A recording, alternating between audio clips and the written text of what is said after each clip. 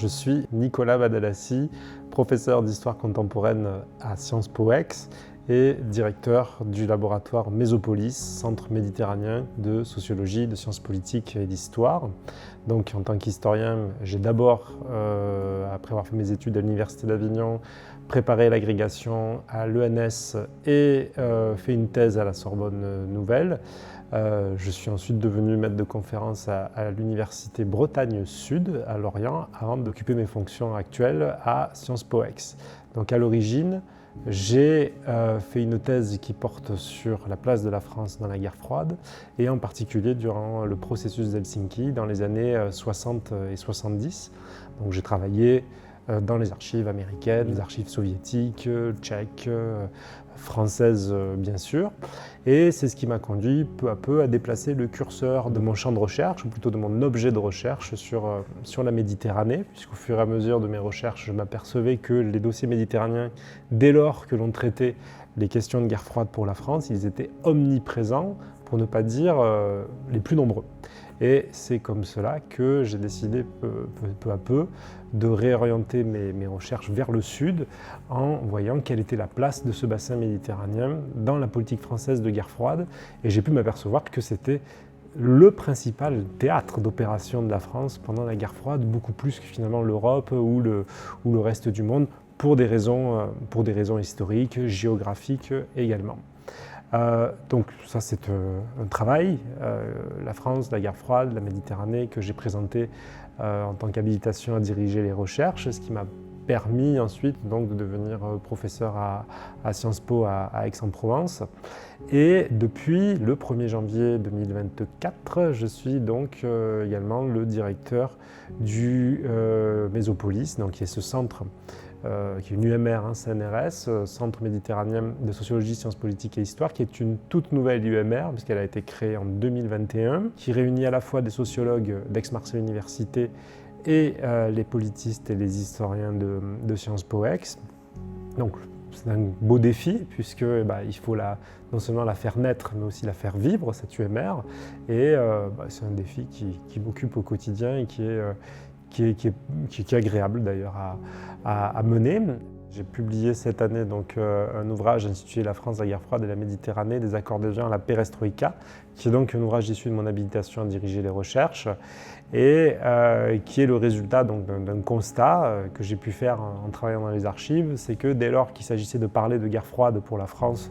à partir des années 60, la Méditerranée était omniprésente. Quand je dis la Méditerranée, c'est vraiment l'ensemble de l'espace méditerranéen, pas seulement l'Afrique du Nord. L'Europe du Sud, l'Asie mineure, l'Afrique du Nord ont été les principaux théâtres d'opération, voire d'application de la politique française de guerre froide, puisque c'est dans cet espace que, après la Seconde Guerre mondiale,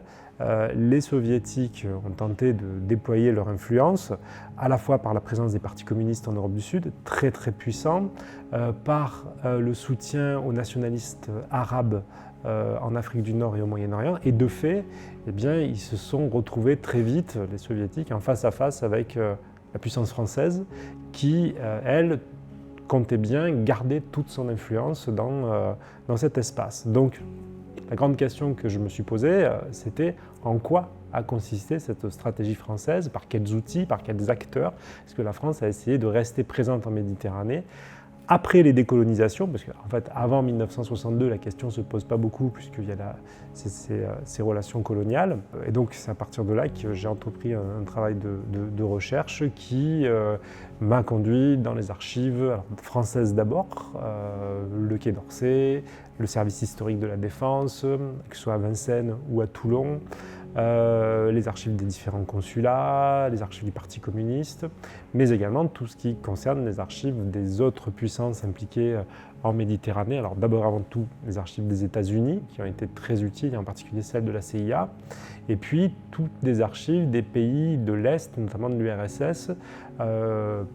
pour ce qui concerne la pénétration dans le monde arabe, notamment l'Afrique du Nord et plus précisément l'Algérie, qui reste une obsession française après 1962, dans la mesure où les soviétiques sont très présents et cherchent à prendre le relais, clairement, notamment dans l'élaboration de l'armée algérienne indépendante. Et pour la France, il s'agit dès lors de ne pas laisser faire ça. Et l'un des grands enjeux de ce travail, et ce que j'ai pu m'apercevoir, c'est le fossé entre le grand discours politique gaullien à partir des années 60 qui est on est au-delà des blocs, et on est indépendant, et la réalité qui est que la France, dans le bassin méditerranéen, est l'allié le plus solide des États-Unis et à la politique de containment la plus ferme, parfois même au-delà des Américains. Et ça, c'est extrêmement frappant. Ça concerne aussi tout ce qui a trait au conflit israélo-palestinien, dont je parle beaucoup dans cet ouvrage, et le fait que si la France s'affirme comme amie des Arabes, en réalité, même après 1967, elle reste un des principaux fournisseurs d'armes à l'État hébreu, et que ce discours entre le politique et le réel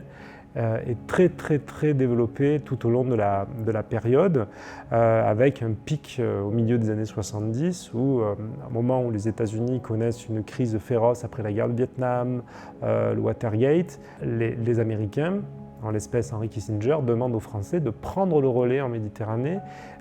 pour défendre les intérêts occidentaux. À l'époque de Valéry Giscard d'Estaing, la France décide d'assumer pleinement ce rôle et de poser des contre-feux un peu partout pour faire en sorte que la Méditerranée reste occidentale et si possible française. Le grand basculement, il va avoir lieu avec quand je dis le grand basculement, c'est-à-dire la fin de la guerre froide en Méditerranée, se produit dans le cadre de la guerre civile du Liban, qui est un tournant absolument fondamental pour comprendre comment l'Union soviétique s'est effondrée dans la région, comment évidemment s'est développé aussi l'islamisme, mais aussi comment la France a pu tenter de maintenir, même après la guerre froide, une influence dans la région.